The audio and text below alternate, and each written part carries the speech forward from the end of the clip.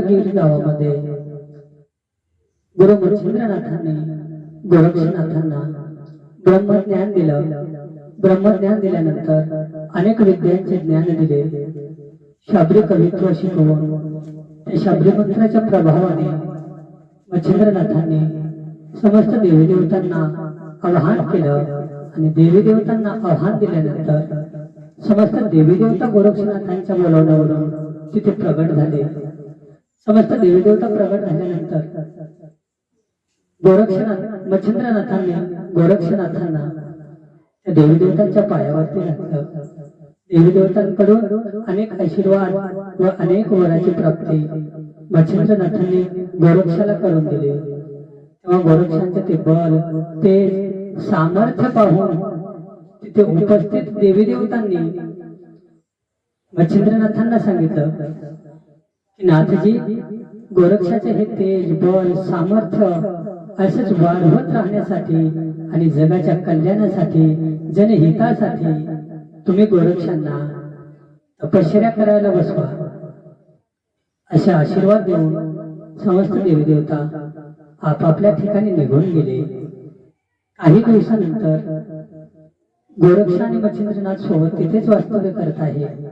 एके दिवशी मच्छिंद्रनाथ कुठेतरी बाहेर जात असताना गोरक्षनाथांना सांगितलं, गोरक्षा, मी बाहेर जाऊन येईपर्यंत तू या ठिकाणी बसून संजीवनी मंत्राचा पाठ कर। एकांतात बसून एकाग्र चित्ताने तो मंत्र पाठ करत आहे। हा संजीवनी मंत्र तुला सिद्ध करायचा आहे।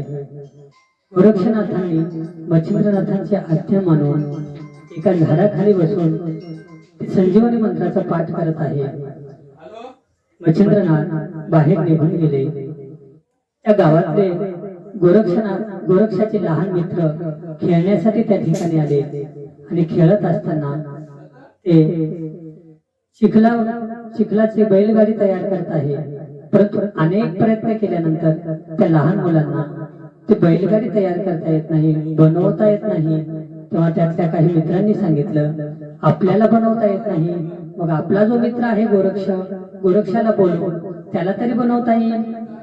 तेव्हा ते सगळे मित्र गोरक्षनाथांकडे गेले आणि गोरक्षाकडे जाऊन, हे गोरक्ष गोरक्ष गोरक्ष आवाज देत आहे, परंतु गोरक्ष एकाग्र चित्ताने मंत्र पाठ करत आहे।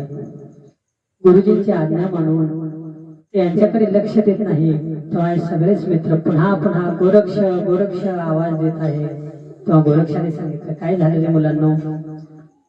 तेव्हा ते मुलं म्हणाले, गोरक्षा, अरे तू आमचा मित्र आहेस म्हणून आम्ही तुझ्याकडे आलो आणि तू बोलायला सुद्धा तयार नाही। तेव्हा गोरक्षाने सांगितलं, मला माझ्या सद्गुरूंनी सांगितलं आहे की या ठिकाणी बसून संजीवनी मंत्राचं पाठ करायचं, म्हणून तुम्ही मला त्रास देऊ नका। तुम्ही का त्रास देत आहात?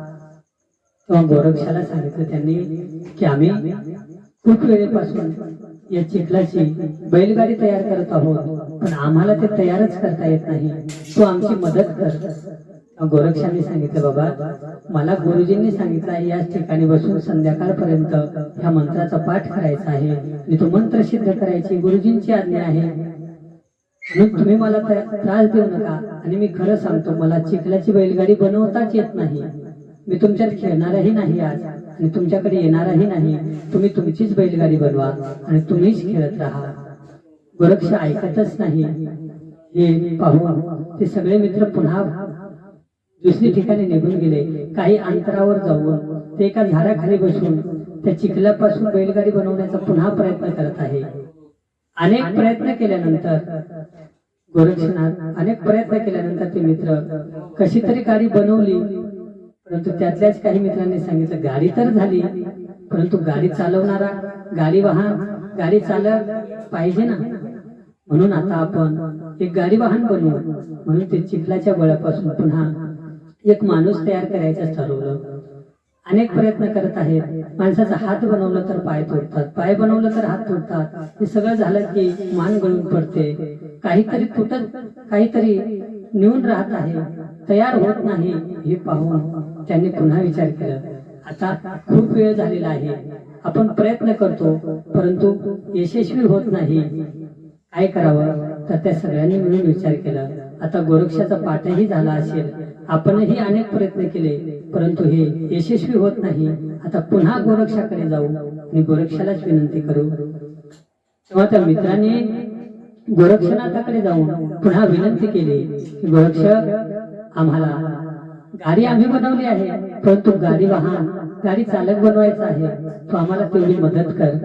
तेव्हा गोरक्षाने सांगितलं, अरे बाबा, मी तुम्हाला आधीच सांगितलं की माझ्या गुरुने मला जे काम दिलेलं आहे, मंत्रपाठ करायचं सांगितलेलं आहे, ते मी करत आहे, तुम्ही मला त्रास देऊ नका. तेव्हा त्या मित्राने गोरक्षाला सांगितलं की गोरक्ष, तुला गुरुजींनी काय सांगितलं आहे, मंत्र पाठ करायचं. मग ते मंत्र कशाने पाठ करायचं, तोंडाने, आणि आमचं काम कशाने करायचं आहे, हाताने. गोरक्षाला ही युक्ती पटली. गोरक्षाने सांगितलं की मी तुम्हाला बनवून देतो. गोरक्ष मुखाने संजीवनी मंत्राचं पाठ करत आहे आणि त्या हाताने त्या मातीच्या चिखलापासून एक माणूस तयार करण्याचा प्रयत्न करत आहे. त्या संधीमध्ये करभांजन नारायणाने त्या मातीच्या पुतळ्यात प्रवेश केला आणि गोरक्षाच्या त्या संजीवनी मंत्राच्या प्रभावाने त्या मातीच्या पुतळ्यापासून एक बाळ प्रगट झालेलं आहे. स्वभावच असतं लहान बाळाचं रडायचं, म्हणून ते बाळ जोर जोरात रडत आहे. हे आवाज ऐकून गोरक्षाचे मित्र घाबरले, गोरक्षही घाबरलेला आहे. भूत भूत इथे भूत आहे असं म्हणून ते सोयरावैरा पळत आहे.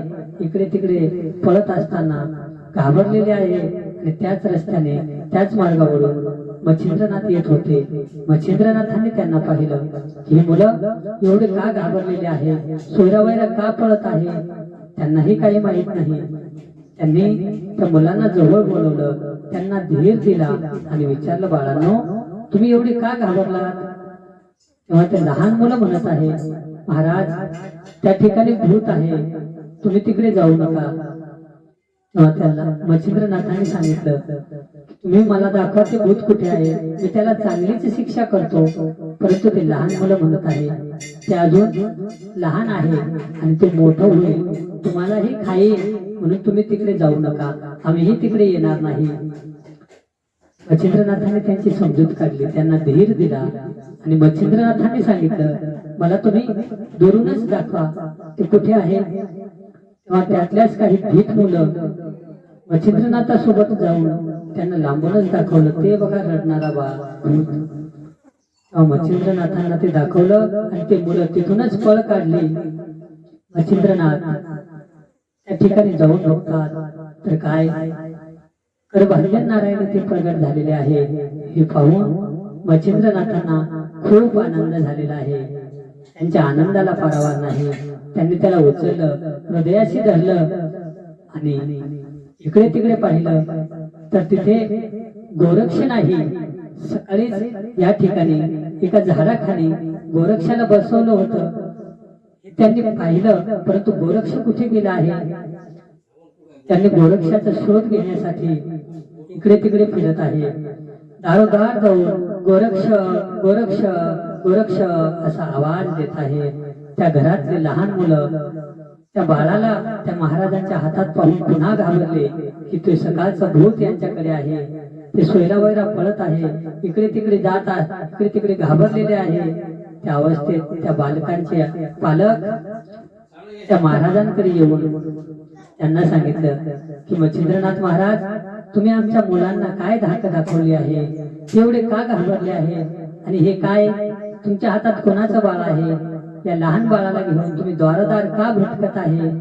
त्या मच्छिंद्रनाथांनी सांगितले, बाबांनो, मी माझा शिष्य गोरक्षाचा शोध घेत आहे आणि तो जोपर्यंत मला भेटत नाही तोपर्यंत काय प्रकार आहे हे मलाही सांगता येणार नाही. म्हणून एवढं बोलून ते पुढे गोरक्षाचा शोध घेण्यासाठी निघाले. गोरक्ष गोरक्ष गोरक्ष असा आवाज देत आहे. हे आवाज गोरक्षाच्या कानावरती आला आणि गोरक्ष ज्या ठिकाणी ज्या घरात लपून बसले होते तिथून बाहेर आले. बाहेर येऊन पाहतात तर काय, गुरुजींच्या हातामध्ये ते सकाळचं भूत आहे. हे पाहून गोरक्ष पुन्हा घाबरले आणि ते जोर जोरात वरडत आहे, ते इकडे तिकडे पळत आहे. तेव्हा मच्छिंद्रनाथांच्या लक्षात आलं की का घाबरले आहे. हे का पळत आहे? तर या बाळाला पाहून ते घाबरलेले असावे. त्यांनी एका वस्त्रामध्ये त्या लहान बाळाला, त्या गहिनीनाथांना त्या वस्त्रामध्ये गुंडाळून एका सुरक्षित ठिकाणी ठेवलं आणि ते गोरक्षाचा शोध घेण्यासाठी निघाले. काही वेळेनंतर गोरक्षनाथ आणि मच्छिंद्रनाथांची भेट झाली. गोरक्ष थरथर कापत आहे, घाबरलेला गोरक्ष आहे. मच्छिंद्रनाथांनी ती अवस्था पाहून गोरक्षाला आपल्या पोटाशी धरलं, त्याला तुफटलं आणि त्याला शांत केलं. बाळा, घाबरू नकोस गोरक्षा, आता मी तुझ्या जवळ आहे. गोरक्षाला मांडीवरती घेऊन बसले आणि घडलेला प्रसंग काय आहे ते मला सांग अशी गोरक्षाला आज्ञा दिली. आणि गोरक्षाने सकाळपासून जे घडलेलं प्रसंग होतं ते जशाच तसं गुरुजींना सांगितलं. तेव्हा गुरुजींनी, मच्छिंद्रनाथ महाराजांनी सांगितलं, गोरक्षा, त्यात घाबरण्यासारखं काय आहे रे? तू का घाबरलास? अरे, तू जेव्हा मातीच्या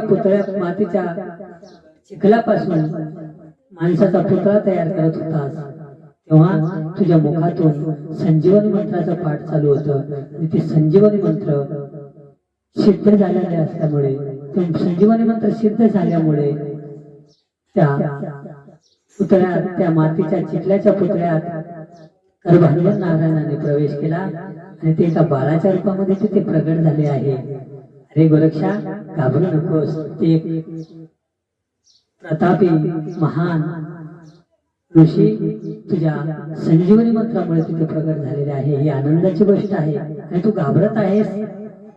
आता गोरक्षाला सुद्धा आनंद झालेला आहे की माझा संजीवनी मंत्र सिद्ध झालेला आहे आणि त्याच्यातून एक महान प्रतापी ऋषी प्रगट झालेले आहे. तेव्हा महाराजांनी मच्छिंद्रनाथ महाराजांनी सांगितलं की गोरक्षा, जसं तू गायीच्या गोबराच्या उकरड्यातून प्रगट झाला आहेस, तसंच हे गहिनीनाथ चिखलातून प्रगट झाले आहे.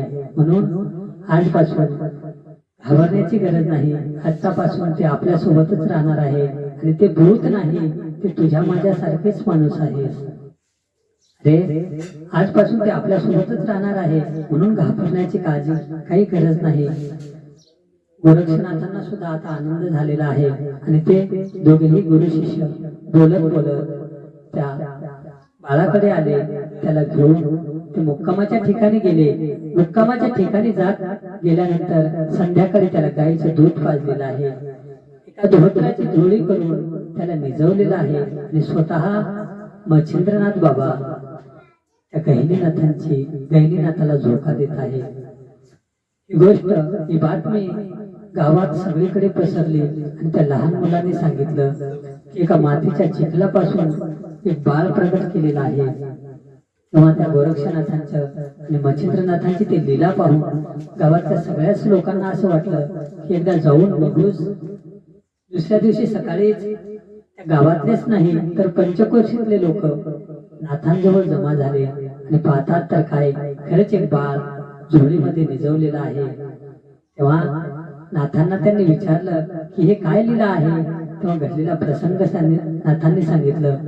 ते अचंबित झाले. त्यांना आश्चर्य वाटलं की मच्छिंद्रनाथ महाराज आपल्या शिष्याकडून एका मातीच्या पुतळ्यापासून एक बाळ प्रगट केलेला आहे.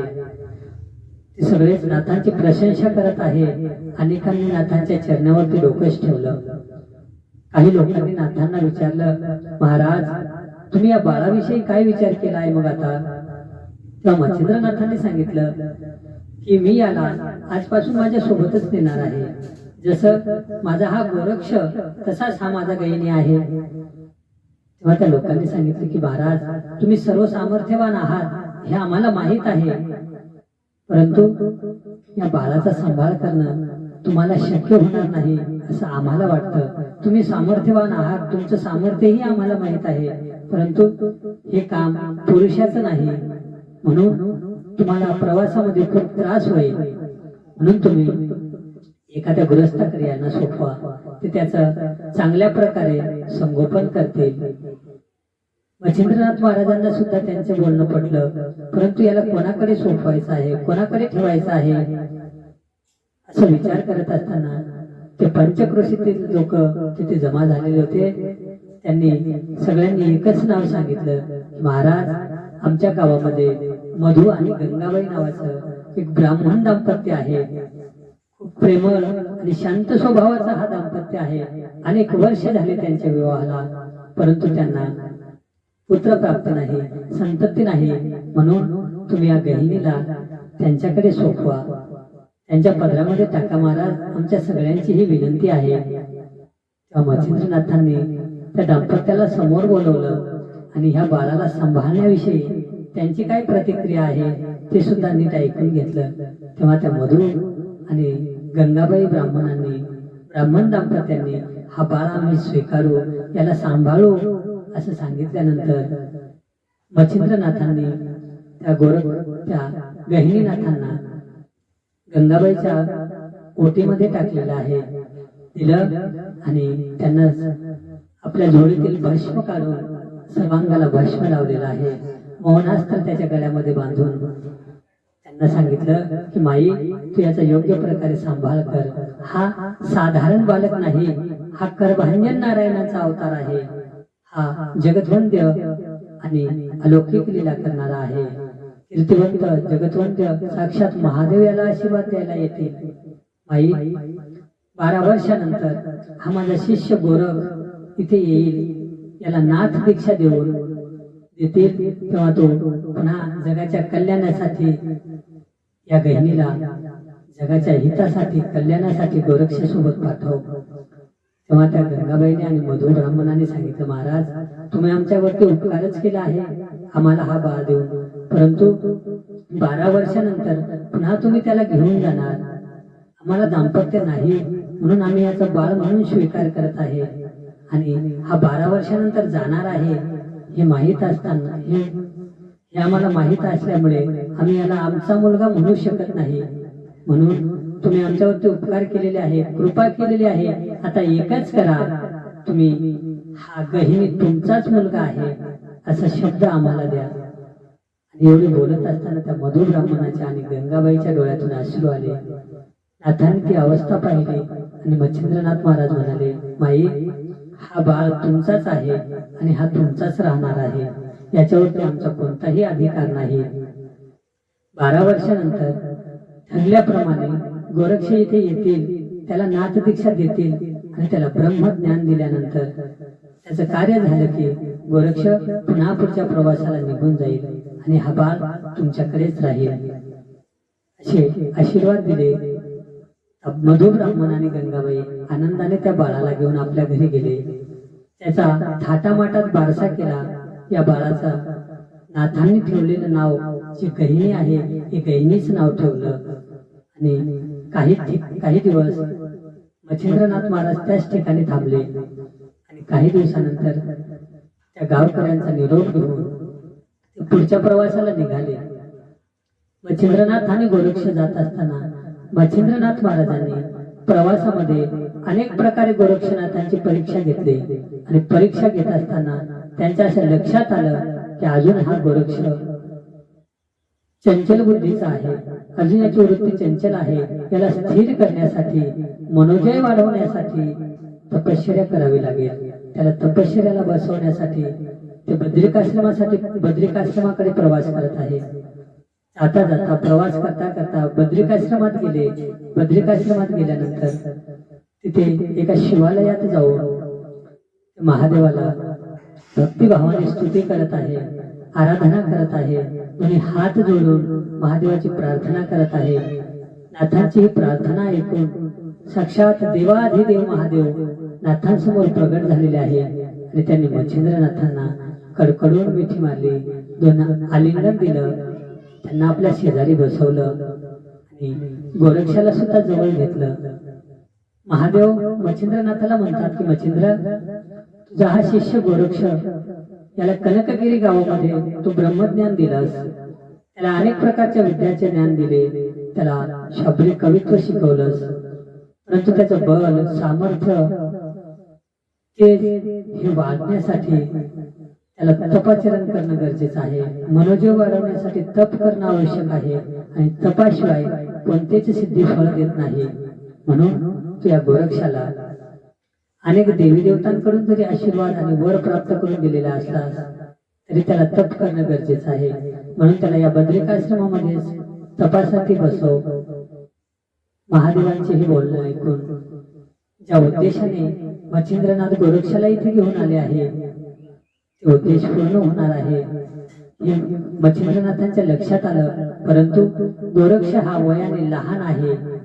तपाचा क्लेश दुःख तो सहन करेल का याची चिंता मच्छिंद्रनाथांच्या मनामध्ये आहे. ते ओळखून महादेवांनी मच्छिंद्रनाथांना सांगितलं की मच्छिंद्रा, अरे तुझा वरद हस्त याच्या पाठीशी असताना काळजी करण्याची काय गरज आहे? त्याला तुझा आशीर्वाद असताना कोणते दुःख होणार आहे? आणि मी साक्षात त्याची काळजी करायला इथे उपस्थित आहे, इथेच राहणार आहे, मग तुला चिंता करण्याची गरजच नाही. महादेवांचे हे आश्वासन ऐकून मच्छिंद्रनाथांची काळजीच मिटली. आता मच्छिंद्रनाथ आणि गोरक्ष महादेवांच्या सानिध्यात काही दिवस तिथे थांबले. एका पवित्र दिवशी एका शुभ मुहूर्तावरती गोरक्षनाथाला तपश्चर्यासाठी नाथांनी बसवलं आणि त्याला सांगितलं, गोरक्षा तू 12 वर्ष इथे तपश्चर्यासाठी बस. साक्षात देवाधिदेव महादेव तुझ्याजवळ आहे आणि मी पुढच्या प्रवासाला जातो. 12 वर्षानंतर मी पुन्हा परत येईल आणि मी जर नाही आलो तर तू मला शोधण्यासाठी ये. असं बोलून काही दिवस पुन्हा नाथ तिथे थांबलेले आहे. गोरक्ष आता तपश्चर्याला बसलेला आहे. एके दिवशी गोरक्ष हा समाधी अवस्थेत आहे हे पाहून मच्छिंद्रनाथांनी महादेवाचे आशीर्वाद घेतले, आज्ञा घेतली आणि ते पुढच्या प्रवासाला तीर्थयात्रेला निघाले. गोरक्ष त्याच ठिकाणी आहे. साक्षात कैलासपती देवाधिदेव महादेव गोरक्षाचे तप निर्विघ्नपणे पार पडले पाहिजे म्हणून त्याची काळजी घेत आहे. त्याला काय हवं नको त्या गोष्टी पुरवत आहे. बद्रिकाश्रमातून पुढच्या प्रवासाला निघालेले मच्छिंद्रनाथ अनेक तीर्थयात्रा करत करत पुन्हा एके दिवशी सेतुबंध रामेश्वरला आले. आणि मच्छिंद्रनाथ सेतुबंध रामेश्वरला आले ही गोष्ट जेव्हा हनुमंतरायाला कळाली तेव्हा हनुमंतरायाच्या आनंदाला पारावार नाही. कारण यापूर्वी एकदा मच्छिंद्रनाथ जेव्हा भेटले होते तेव्हा त्यांनी मला एक वचन दिलेलं आहे आणि ते आता वचन पूर्ण करतील. आणि ते वचन पूर्ण केल्यानंतर माझ्या मनावरची जे ओझं आहे ते कमी होईल. मच्छिंद्रनाथांचं हनुमंतरायांनी स्वागत केलेलं आहे सेतुबंध रामेश्वरावरती. आदरातिथ्य झाल्यानंतर ते दोघंही एके ठिकाणी बसले. चर्चा चालू आहे. बोलत असताना हनुमंतरायांनी मच्छिंद्रनाथाला सांगितलं की नाथ, तुम्ही 24 वर्षापूर्वी इथे आला होतात आणि तेव्हापासून मी दररोज तुमची या ठिकाणी वाट पाहत आहे की नाथ येतील, मच्छिंद्रनाथ येतील. परंतु 24 वर्ष झाले. तुम्ही मला एक वचन दिलेले होतं, तेव्हापासून तुम्ही इकडे फिरकलात नाही. याला काय म्हणावं? नाथ, तुम्ही इथे आला आहात तर माझं वचन पूर्ण करा आणि तुमचं आणि माझं दोघांचंही वचन पूर्ण होईल. तेव्हा मच्छिंद्रनाथांच्या मनामध्ये इच्छा नाही माई बापांनो श्रीराज्यात जाण्याची. परंतु हनुमंतरायांनी सांगितलं की नाथ, तुम्हाला आता श्रीराज्यात जावंच लागेल, कारण तुम्ही मला वचन दिलेलं आहे आणि श्रीरामांची तशी आज्ञा आहे, इच्छा आहे. मच्छिंद्रनाथांच्या मनात नाही, परंतु वचनामध्ये असल्यामुळे त्यांना जावंच लागणार. जायला तयार झाले. 3 दिवस हनुमंतराया आणि मच्छिंद्रनाथ सेतुबंध रामेश्वरावरती राहून महादेवाची श्री रामेश्वराची आराधना केली. आणि आता रामेश्वराचे आशीर्वाद घेऊन हनुमंतराय आणि मच्छिंद्रनाथ श्रीराज्याकडे निघाले. श्रीराज्यामध्ये जात असताना श्रीराज्यातल्या प्रजेला खूप आनंद झालेला आहे, कारण तिथे आतापर्यंत पुरुष कोणीच नाही. तिथे सगळ्या स्त्रियाच आहे. राजकारण तिथे राज्य करणाऱ्या, तिथे वास्तव्य करणाऱ्या सगळ्या स्त्रिया. तिथली राणी सुद्धा मैनाकिनी नावाची राणी आहे. सुंदर, सुशील, संस्कारी, ऐश्वर्य संपन्न आहे. परंतु तिथे कोणीही पुरुष नाही आणि आता तिथे कोणीतरी पुरुष येणार आहे ही वार्ता जेव्हा तिथे कळाली तेव्हा तिथे आनंद आहे त्या श्रीराज्यामध्ये. हनुमंतराय आणि मच्छिंद्रनाथ श्रीराज्यात गेल्यानंतर स्वतः मैनाकिनी राणी त्यांच्या स्वागतासाठी समोर आली. त्यांचं स्वागत केल्यानंतर त्यांना एका दिव्य आसनावरती बसवलं. सुवर्णाच्या आसनावरती बसवलेलं आहे. त्यांची पूजा झाल्यानंतर हात जोडले मैनाकिनीने आणि हात जोडून कपिवर्यांना हनुमंतरायाला म्हणतात की कपिवर्य, तुमच्यासोबत आलेले हे अतिथी कोण आहे? कारण त्यांना आतापर्यंत माहीतच नाही पुरुष कोण आहे, कसं असतं. तेव्हा हनुमंतरायाने सांगितलं की राणी मैनाकिनी, मी तुला काही वर्षापूर्वी एक वचन दिलं होतं की इथे मच्छिंद्रनाथाला घेऊन ये आणि ते इथे वास्तव्य करतील. तेच हे मच्छिंद्रनाथ आहे. आता ते इथे राहतील, त्यांची तुम्ही काळजी घ्या. एवढे बोलून हनुमंतराय म्हणाले, माझं काम झालेलं आहे, मी माझ्या वचनातून मुक्त झालो, आता मी जातो. मैनाकिनीने हनुमंतरायाची प्रार्थना केली आणि त्यांना सांगितलं, कपिवर्य, काही दिवस तुम्ही इथे वास्तव्य करा, काही दिवस थांबा. तेव्हा हनुमंतराय 3 दिवस त्या श्रीराज्यात थांबले आणि ते आता निघाले सेतुबंध रामेश्वराकडे आले. हनुमंतरायाच्या वचनात अडकत असल्यामुळे मच्छिंद्रनाथ त्या श्रीराज्यामध्ये राहिले. इच्छा नसताना ते तिथे थांबलेले आहे आता, कारण विधीचं विधान आहे, ते चुकवता येत नाही. म्हणून श्रीराज्यामध्ये असताना मैनाकिनी राणी त्यांची योग्य प्रकारे काळजी घेत आहे. त्यांना काय हवं नको त्यांच्या सेवेसाठी अनेक प्रकारच्या दासी तिथे आहे. अनेक ऐश्वर्य आहे. माय बाप्पा, ऐश्वर्य संपन्न ते राज्य आहे. त्या राजाचा आता मच्छिंद्रनाथ महाराज राजा झालेले आहे. हा आनंद अनेक दिवस झाले, या आनंदात ते आता राज्य करत आहे.